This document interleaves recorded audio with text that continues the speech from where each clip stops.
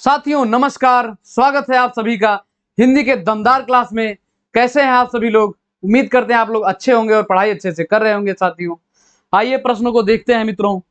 प्रश्न नंबर 1 है, निम्नलिखित में से प्राचीन आर्य भाषा कौन सी है? इनमें से प्राचीन आर्य भाषा कौन सी है? ऑप्शन ए है प्राकृत, ऑप्शन बी है पाली, सी है अपभ्रंश और डी है वैदिक संस्कृति। तो इसमें से प्राचीन आर्य भाषा कौन सी है मित्रों?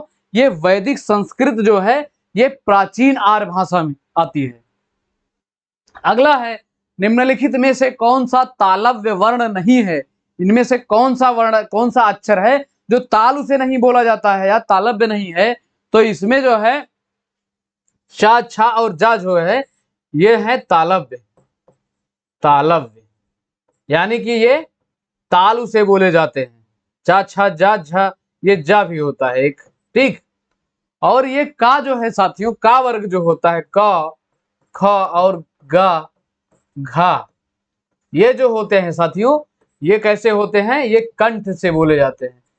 कंठ से बोले जाते हैं। ये का वर्ण जो है ये कंठ से बोला जाता है। अगला है, निम्नलिखित वाक्यों में व्यक्तिवाचक संज्ञा की पहचान करिए। इसमें व्यक्तिवाचक संज्ञा की पहचान करना है। तो वाक्य क्या है? मोहन एक परिश्रमी और ईमानदार बालक है। मोहन एक परिश्रमी और ईमानदार बालक है, बिल्कुल आप लोगों जैसे, ठीक। तो इसमें व्यक्तिवाचक संज्ञा पहचानना है। ए है मोहन, बी है बालक और सी है परिश्रमी, डी है ईमानदार। तो अच्छा बुरा ईमानदार, ये तो जो है इसका गुण बता रहा है, यानी कि ये जो है उसकी विशेषता बता रहा है कि मोहन कैसा है, ईमानदार है। तो इसमें क्या पूछा गया? इसमें संज्ञा पूछा गया है। तो मोहन एक परिश्रमी और ईमानदार बालक है। अगर इसमें प्रश्न पूछेंगे कि मोहन का कौन ईमानदार और परिश्रमी है, तो जवाब क्या आएगा? मोहन। तो मोहन क्या है? इसमें व्यक्तिवाचक संज्ञा के रूप में प्रयोग किया गया है। किसी व्यक्ति, वस्तु या स्थान के नाम को संज्ञा कहते हैं। तो मोहन एक व्यक्ति है साथियों, तो ये कैसी संज्ञा है? व्यक्तिवाचक संज्ञा है। अगला प्रश्न है, अपवाद को छोड़कर हिंदी वर्णमाला के अक्षरों के नाम किस लिंग में होते हैं? हिंदी वर्णमाला में जो अक्षर होते हैं साथियों, कुछ अपवादों को यदि छोड़ दिया जाए तो ये सभी अक्षर जो है किसमें होते हैं, किस लिंग में होते हैं? ए है पुल्लिंग, बी है स्त्रीलिंग, सी है नपुंसक लिंग और डी है उभयलिंग। तो हिंदी में साथियों ये पुल्लिंग और स्त्रीलिंग दो ही होते ही हैं। तो हिंदी वर्णमाला में जो अक्षर हैं, कुछ अपवादों को अगर छोड़ देंगे तो ये सारे शब्द जो है पुल्लिंग में आते हैं। जैसे आ है, आ बोलेंगे तो ये पुल्लिंग बोला जाएगा, ठीक। अगला है, चाय शब्द का प्रयोग किस वचन में होता है? जो चाय आप चुस्की लेते हैं, ये चाय जो है इसका प्रयोग किस वचन में किया जाता है? तो चाय को क्या आप कहते हैं कि चाय पिला देना, चाय पिला देना ना। तो ये हमेशा कैसा होता है साथियों? चाय का प्रयोग जो है, चाय शब्द का हमेशा एक वचन में प्रयोग होता है। और ये चाय कैसा शब्द है साथियों? ये चीनी शब्द। चाय, लीची, चीकू, चीनी जो है ये एक चीनी भाषा के शब्द है, यानी कि ये विदेशी शब्द हैं। अगला है, उसने पत्र लिखा रेखांकित शब्द का सर्वनाम भेद है। यानी कि इसमें सर्वनाम पूछा जा रहा है। कौन सा सर्वनाम है? उसने पत्र लिखा, इसमें कौन सा सर्वनाम है? ए है निजवाचक सर्वनाम, बी है पुरुषवाचक सर्वनाम, सी है निश्चयवाचक सर्वनाम और डी है संबंधवाचक सर्वनाम। तो संबंधवाचक में क्या आता है? जो सो आता है। और निश्चयवाचक में कोई निश्चित, जैसे कोई आया है तो कोई, ये अनिश्चयवाचक होता है। और निश्चयवाचक क्या होता है कि राम आया है, तो ये निश्चयवाचक सर्वनाम होता है। या वह आया है, राम की जगह वह होगा तो भी तो सर्वनाम होगा, राम रहेंगे तो संज्ञा हो जाएगा, ठीक। तो इसमें पूछा है कि रेखांकित शब्द जो उसने है, इसमें किस प्रकार का सर्वनाम है? तो ये उसने जो है पुरुषवाचक सर्वनाम का भेद है साथियों, ठीक। अगला है, निम्नलिखित में से खेलना शब्द से बना विशेषण कौन सा है? एक खेलना शब्द जो है इससे कौन सा विशेषण बना है? तो खेलना से कौन सा विशेषण बनेगा साथियों? ये खिलाड़ी बनेगा। खेलना से खिलाड़ी। और धार्मिक जो है ये धर्म से बना हुआ है, धर्म से धार्मिक। और जो है ये कृपा है, कृपा से कृपालु। और दया से दयालु बना हुआ है। दया जो, दया से दयालु, कृपा से कृपालु और धर्म से धार्मिक। ये उल्टा भी पूछा जाता है, तो इसको भी आप याद रखा करिए कि जो है खिलाड़ी से किससे बना हुआ है। अगला है, राम श्याम की किताब पढ़ता है वाक्य में क्रिया का कौन सा प्रकार है? वाक्य राम श्याम की किताब पढ़ता है, इस वाक्य में क्रिया का कौन सा प्रकार है साथियों? ए है अकर्मक क्रिया, बी है अनेकार्थक क्रिया, सी है पूर्वकालिक क्रिया और डी है सकर्मक क्रिया। तो राम श्याम की किताब पढ़ता है, तो राम क्या पढ़ता है? किताब पढ़ता है। किसकी किताब? श्याम की किताब पढ़ता है। तो जो है इसमें सकर्मक क्रिया है साथियों। अकर्मक क्रिया की पहचान क्या है? जब इसमें आप प्रश्न पूछेंगे राम क्या पढ़ता है, तो जैसे इसमें जवाब आ रहा है कि किताब पढ़ता है, और अकर्मक क्रिया अगर रहेगी तो वहां पर कोई प्रश्न पूछने पर क्या और कौन से आप प्रश्न पूछेंगे तो वहां पर कोई जवाब नहीं मिलेगा। तो सबसे अच्छी पहचान अकर्मक क्रिया की यही है कि आप क्या और कौन से प्रश्न पूछेंगे, कोई जवाब नहीं मिलता है। और पूर्वकालिक क्रिया जो होता है साथियों, ये होता है एक क्रिया समाप्त होने के बाद दूसरी क्रिया, जैसे नहाने के बाद खाना या नहाकर खाकर, जिसमें नहाकर खाकर आ जाए ये शब्दों के बीच में, तो वो कैसी क्रियाएं होती हैं? वो पूर्वकालिक क्रिया की पहचान होती है। अगला है उसने टेढ़ी चाल चली। उसने कैसी चाल चली? कुछ लोग टेढ़ी चाल नहीं, गलत चाल चलते हैं। ठीक, तो टेढ़ी चाल चली वाक्य में कौन सा कारक है? इसमें कारक पूछा जा रहा है। ए है कर्म कारक, बी है संबंध कारक, सी है अधिकरण कारक और डी है कर्ता कारक। तो उसने, आप जैसे ने से पहचानते हैं, तो ने किस कारक की पहचान है? ये कर्ता कारक की पहचान है साथियों। तो उसने टेढ़ी चाल चली, इसमें कौन सा कारक होगा? कर्ता कारक होगा। और अधिकरण कारक की पहचान है, इसमें में और पर आता है, में और पर आता है। ठीक, और संबंध में क्या आता है? का, की, के, का, की, के और रा, री, रे, ये सभी जो है ये संबंध में आते हैं। और कर्म में क्या आता है? कर्ता ने कर्म को, तो इसकी पहचान क्या है? इसमें बीच में को आता है। ठीक, अगला है भूतकाल के कितने भेद होते हैं? भूतकाल के कितने भेद होते हैं साथियों? तो भूतकाल के 6 भेद होते हैं। भूतकाल के 6 भेद होते हैं। कौन कौन होता है? एक होता है पूर्ण भूतकाल, और दूसरा होता है अपूर्ण होता है, अपूर्ण, और एक होता है सामान्य, सामान्य भूतकाल, और एक होता है संदिग्ध भूतकाल, संदिग्ध भूतकाल, और एक होता है साथियों आसन्न, आसन्न भूतकाल। और ये 1 2 3 4 5, एक और बच गया, ये होता है हेतु, हेतु, हेतु मध्य भूतकाल। ठीक, तो ये जो है भूतकाल के 6 भेद होते हैं। कौन कौन? पूर्ण भूतकाल, अपूर्ण भूतकाल, आसन्न भूतकाल, सामान्य भूतकाल और हेतु हेतु मध्य भूतकाल। ठीक, अगला है श्याम को पुस्तक पढ़नी है, वाक्य में वाच्य का कौन सा भेद है? इसमें वाच्य बताना है। श्याम को पुस्तक पढ़नी है, तो कौन सा वाच्य है इसमें? ए है भाववाच्य, बी है कर्तृवाच्य, ऑप्शन सी है कर्त और कर्मवाच्य और डी है कर्मवाच्य। तो श्याम को पुस्तक पढ़नी, किसको पुस्तक पढ़नी है? श्याम को पुस्तक पढ़नी है। और अगर ये वाच्य की पहचान है जिसमें जो वाच्य रहेगा, जैसे इसमें अगर इसमें कर्ता वाच्य है तो श्याम की जगह अगर कुछ और रख देंगे तो इसमें जो है परिवर्तन हो जाएगा। तो इसका मतलब जो भी वाच्य रहता है वो प्रभावी रहता है। क्या रहता है? प्रभावी रहता है। तो इसमें जो अगर श्याम की जगह है सीता को पुस्तक पढ़नी है, माधव को पुस्तक पढ़नी है, तो इसमें क्या है? कर्तवाच्य। ठीक, अगला है हमें प्रतिदिन सूर्य नमस्कार करना चाहिए, रेखांकित शब्द को पहचानिए। हमें प्रतिदिन सूर्य नमस्कार करना चाहिए, ये रेखांकित वाक्य इसमें क्या है? शब्द प्रतिदिन है। तो प्रतिदिन किस प्रकार का है?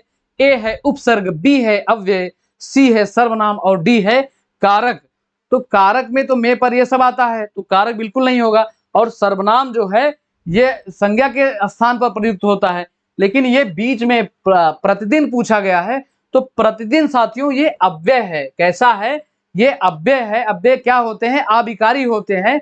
इनमें लिंग वचन एवं कारक के अनुसार पर कोई परिवर्तन नहीं होता है। ठीक, अगला है निम्नलिखित में से आंख का तत्सम रूप कौन सा है? इनमें से आंख का तत्सम रूप कौन सा है? यानी आंख एक तद्भव रूप है, इसका तत्सम यानी कि संस्कृत वाला शब्द पूछा जा रहा है। तो आंख का तत्सम क्या है साथियों? ये अक्षी होता है। क्या होता है? अक्षी होता है। और ईदृश का तद्भव ऐसा होता है, ऐसा, जो आप ऐसा बोलते हैं ये आप तद्भव में बोलते हैं, और इसका तत्सम क्या होता है, ईदृश होता है। और दृष्टिका का तद्भव होता है साथियों, दाढ़ी होता है। दाढ़ी का जो होता है इसका तद्भव होता है किसका, दृष्टिका का। और दर्श जो होता है ये होता है दरस, दरस। ठीक, दर्श का तद्भव क्या होता है, दरस होता है। अगला है, अहेर शब्द का तत्सम रूप निम्न में से कौन सा है। अहेर का तत्सम रूप कौन सा है साथियों, ए है अरहर, बी है अहीर, सी है आषाढ़ और डी है आखेट। तो अहेर शब्द का तत्सम साथियों ये होता है आखेट होता है। क्या होता है, आखेट होता है। और आषाढ़ का होता है आषाढ़, आषाढ़। ठीक, अगला प्रश्न है, इनमें से अग्नि का पर्यायवाची शब्द नहीं है। तो इनमें से अग्नि का पर्यायवाची शब्द कौन सा नहीं है, ए है सांडिल्य, बी है कांतार, सी है वैश्वानर और डी है जातवेद। तो ये सांडिल्य साथियों एक गोत्र भी होता है, किसी किसी का गोत्र अगर सांडिल हो तो जान लीजिए आप अग्नि से संबंधित है। ठीक, तो इसमें अग्नि का कौन सा नहीं है, ये कांतार जो है मित्रों ये जंगल का पर्यायवाची है, जंगल। ठीक, या वन, अटवी। ठीक, अगला प्रश्न है, निम्नलिखित में से अंबु किसका पर्यायवाची है। इसमें से अंबु किसका पर्यायवाची शब्द है, ए है कमल, बी है समुद्र, सी है जल और डी है बादल। ये अंबु जो है ये कई पर्यायवाची को जन्म देता है, तो इसको बहुत ध्यान से देखिएगा। और जितने भी पर्यायवाची को ये जन्म देता है ये सब साथ में ही है। तो अंब जो है साथियों ये जल का पर्यायवाची है। किसका है, जल का। जल का नीर, तोय और वारी, वारी और क्या होता है, सलिल, सलिल। ठीक, अंबु का पर्यायवाची जल होता है और इसमें अगर जा लग जाए, ये जिसका पर्यायवाची के सामने लिख दें। अगर अंबुज, कमल का पर्यायवाची क्या होता है, अंबुज होता है। अगर इसमें जा लग जाए अंबु में तो अंबुज, अंबु जल, अंबुज यानी कि जल में जन्म लेने वाला कमल हो जाता है। और अगर इसमें धी लग जाए, जलधि, अंबुधि, क्या लग जाए, अंबुधि लग जाए या अंबुधि, तो दी धा का मतलब क्या होता है, धारण करने वाला, जल को धारण करने वाला। समुद्र का पर्यायवाची हो जाता है ये अंबुधि। और अगर इसमें अंबुद लग जाए, दा, अंबु में दा लग जाए तो ये दा मतलब जल देने वाला यानी कि बादल का पर्यायवाची बन जाता है। तो आप इसी प्रकार याद करेंगे कि अंबुज का कमल का होता है, अंबुद जो है, अंबुधि ये समुद्र का होता है, और अंबुद जो है ये बादल का पर्यायवाची होता है, और अंबु जल का पर्यायवाची होता है।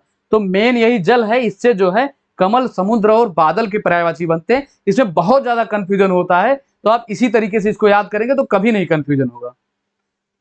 अगला है, अनुरक्ति का विलोम शब्द है।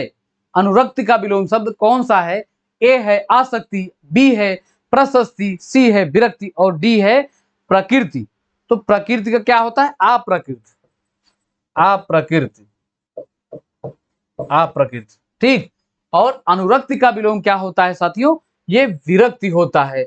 और आसक्ति का विलोम क्या होता है, अनासक्ति, अनासक्ति।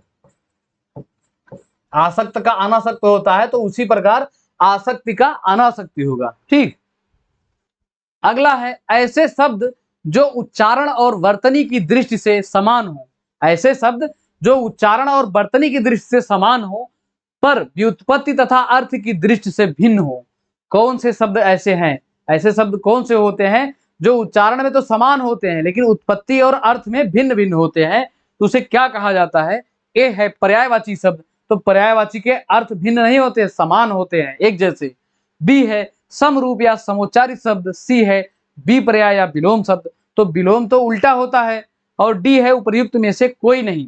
तो ऐसे शब्द जो उच्चारण और वर्तनी की दृष्टि से समान होते हैं लेकिन अर्थ इनका भिन्न होता है और व्युत्पत्ति भी इनकी अलग होती है, तो उन्हें समरूप या समोच्चारित शब्द कहते हैं। यही पूछा जाता है, कोई शब्द दे दिया जाता है कि जैसे अली, अली दिया जाता है, अली और अली दिया जाता है, तो ये जैसे सुनने में लिखने में बराबर लगते हैं, इनका अर्थ अलग अलग होता, तो यही दिया जाता है समोच्चारित या समरूप। तो कभी कभी कंफ्यूजन होता है ये क्या आ गया, तो ये इसकी परिभाषा, इससे आपको याद करना चाहिए। अगला है, पर्वत के ऊपर की समतल भूमि के लिए एक शब्द है। पर्वत है, पर्वत के ऊपर जो समतल भूमि होता है उसके लिए एक शब्द क्या है साथियों? ए है पठार, बी है अधियत्का, सी है पहाड़ और डी है उपत्यका। तो पर्वत जो है, पर्वत के ऊपर की समतल भूमि के लिए अनेक शब्दों के लिए एक शब्द क्या कहा जाता है उसको? ये अधित्यका कहा जाता है। इसको क्या कहा जाता है? अधित्यका। अगला है लोकोक्ति का सामान्य अर्थ है। लोकोक्ति का सामान्य अर्थ क्या होता है, यानी कि लोकोक्ति का मतलब क्या होता है? जब कोई कहेंगे कि ये लोकोक्ति बोल रहा है तो लोकोक्ति से क्या समझेंगे? ए है लोक की उक्ति, बी है लोग की बातें, सी है लोगों के लेख और डी है अच्छी बातें। तो ये लोकोक्ति जो होती हैं कुछ अच्छी भी होती हैं और कुछ व्यंग्य टाइप की होती हैं। तो लोकोक्ति जो है ये लोक की उक्ति यानी कि लोगों द्वारा कही गई बातें होती है। अगला है अजीर शब्द का अर्थ है। अजीर का अर्थ क्या है? ए है युवा, बी है आंगन, सी है वार्धक्य और डी है जरावस्था। तो ये अजीर से आप जरावस्था को मत लिंक करिएगा। ये अजीर शब्द का अर्थ क्या होता है साथियों? ये आंगन होता है। क्या होता है? आंगन होता है। इन प्रश्नों को आप अगर किसी भी एग्जाम की तैयारी कर रहे हैं, अगर उसमें हिंदी पूछी जा रही है तो आपके लिए मोस्ट इंपॉर्टेंट क्वेश्चन है। ये सभी प्रीवियस ईयर पूछे गए, एक एक क्वेश्चन कम से कम 4-4 बार पूछे गए हैं। तो इसको जो है आप सही से देखिएगा, जो भी नहीं पता है उसको आप तुरंत नोट करिएगा। जैसे आपको अजीर शब्द नया मिला है तो इसका मतलब क्या होता है? आंगन होता है। तो इसको ऐसे नोट कर लेंगे। अगर सोचे कि याद हो गया तो ये भूलता रहता है, क्योंकि हिंदी जो है सबसे स्कोरिंग सब्जेक्ट है, तो कम समय में ज्यादा स्कोर आप कर सकते हैं। ठीक, अगला है उपसर्ग को क्या कहते हैं? उपसर्ग को क्या कहा जाता है? अच्छा, उपसर्ग क्या होता है? उपसर्ग मूल शब्द के पहले लगता है। ठीक, तो इसको कहा क्या जाता है? ए है शब्दांश, बी है वाक्यांश, सी है शब्द और डी है पद। तो उपसर्ग को क्या कहा जाता है साथियों? इसको कहा जाता है शब्दांश कहा जाता है, यानी शब्द का अंश कहा जाता है। उपसर्ग मूल शब्द के पहले लगता है और प्रत्यय जो है मूल शब्द के बाद में लगता है या पीछे लगता है। ठीक, तो अगला प्रश्न है प्रत्यय का प्रयोग इनमें से कहां किया जाता है? ये परिभाषा एक हिसाब से, ये उपसर्ग थी, ये प्रत्यय क्या है? तो प्रत्यय का प्रयोग इनमें से कहां किया जाता है? ए है शब्दों के पहले, बी है शब्दों के बाद, सी है शब्दों के बीच में और डी है इनमें से कोई नहीं। तो प्रत्यय का प्रयोग साथियों ये शब्दों के बाद किया जाता है। कहां पर किया जाता है? शब्दों के बाद किया जाता है। अगला है दो वर्णों के मेल से होने वाले विकार या परिवर्तन को कहते हैं। दो वर्णों, वर्ण मतलब अक्षर होता है, जैसे एक ये हो गया आ हो गया और दूसरा आ हो गया, तो इनके दो मिलने से बड़ा आ जो बनता है, यही पूछा जा रहा है। दो वर्णों के मिलने से जो विकार उत्पन्न होता है या परिवर्तन होता है उसको क्या कहा जाता है? तो उसको साथियों संधि कहा जाता है। ठीक, अगला है समास का अर्थ है। समास का अर्थ क्या होता है? ए है संक्षेप, बी है विच्छेद, सी है विस्तार और डी है नवीन अर्थ। तो समास का अर्थ क्या होता है मित्रों? समास का अर्थ होता है किसी चीज को संक्षेप में लिखना। जैसे राजकुमार लिखा है तो ये संक्षेप में है, तो इसका पूरा अर्थ क्या होता है? राजा का कुमार। ठीक, अगला है वाक्य विचार के अंतर्गत क्या अध्ययन किया जाता है? वाक्य विचार जो होता है, वाक्यों का विचार, इसके अंतर्गत किसका अध्ययन किया जाता है? ए है शब्दकोश का, बी है वर्णों का, सी है वाक्यों का और डी है ए व बी दोनों का। तो वाक्य विचार के अंतर्गत मित्रों वाक्यों का अध्ययन किया जाता है। वाक्य विचार है तो इसके अंतर्गत किसका अध्ययन करेंगे? वाक्यों का ही अध्ययन करेंगे। अगला है व्याकरण की दृष्टि से निम्न में से कौन सा वाक्य शुद्ध है? इसमें कौन सा वाक्य शुद्ध बताना है। ए है तूने कहाँ जाना है, तो ये तूने जो है ऐसे कोई ये बोलचाल की भाषा है, इसे पूछा जाएगा कि तुम्हें कहाँ जाना है, तुम्हें कहाँ जाना है। बी है श्री कृष्ण के अनेकों नाम हैं, ये जो अनेकों है ये बहुत बार पूछा जाता है वाक्य शुद्धि में, और इसका पूछा जाता है कि एक वचन में होता है या बहुवचन में होता है। तो ये अनेक जो होता है, ये शब्द है अनेक, ये हमेशा अनेक का मतलब ही बहुत ज्यादा होता है, ढेर सारा होता है, तो इसका जो है बहुवचन कोई मतलब नहीं होता है, यानी कि इसका अनेकों कभी नहीं होगा। ठीक, और सी है शीला प्रतिदिन स्कूल जाती है, डी है उसका प्राण पखेरु उड़ गया, तो उसके प्राण पखेरु उड़ गए, अगर यहाँ पर गए होता तो ये सही होता। तो इसमें सही क्या है? शीला प्रतिदिन स्कूल जाती है, ये बिल्कुल सही है। अगला है, निम्नलिखित में से वर्तनी की दृष्टि से शुद्ध शब्द कौन सा है? इसमें आभ्यंतरिक का सही वर्तनी पूछा है, तो ये सी ऑप्शन में जो आभ्यंतरिक लिखा है ये बिल्कुल इसका सही और सटीक वर्तनी है। ठीक, आभ्यंतरिक। अगला है, साहित्य में रस का अर्थ होता है। साहित्य में जो रस होता है इसका अर्थ क्या होता है? ए है साहित्य की मिठास, बी है किसी रस का आनंद, सी है किसी फल का स्वाद, और डी है साहित्य में मिलने वाली आनंदाभूति। तो रस जो होता है ये साहित्य में, वैसे रस तो ये आम का जूस और रस वो नहीं है। ठीक, ये साहित्य में रस का मतलब क्या होता है? साहित्य में मिलने वाली आनंदा अनुभूति, जो साहित्य में अनुभूति मिलती है इसको कहते हैं रस। अगला प्रश्न है, निम्नलिखित में से कौन सा विकल्प काव्य में छंद के महत्व से संबंधित गलत विकल्प है? ये छंद के बारे में सब दिया गया है, इनमें से कौन सा गलत दिया गया है? ए है, छंद सरस ना होने के कारण मन को भाते नहीं है। छंद सरस ना होने के कारण ये मन को भाते नहीं है। बी है, छंद मानवीय भावनाओं को झंकृत करते हैं। सी है, छंद में अस्थायित्व होता है, और डी है, छंद से हृदय को सौंदर्य बोध होता है। तो इसमें गलत कौन सा है? इसमें गलत है, छंद सरस ना होने के कारण मन को भाते नहीं है। बिल्कुल ये गलत है, ये मन को भाते हैं। ठीक, तो ठीक है मित्रों, प्रश्न हमारे खत्म हुए। चैनल को सब्सक्राइब करिएगा और वीडियो को लाइक करिएगा और मित्रों के साथ शेयर करिएगा। शेयर किया करिए, आप लोग सुनते हैं और बहाना मार जाते हैं, तो शेयर किया करिए। ठीक, मिलते हैं मित्रों कल एक नेक्स्ट सेशन में। तब तक के लिए जय हिंद, जय भारत, जय हिंदी।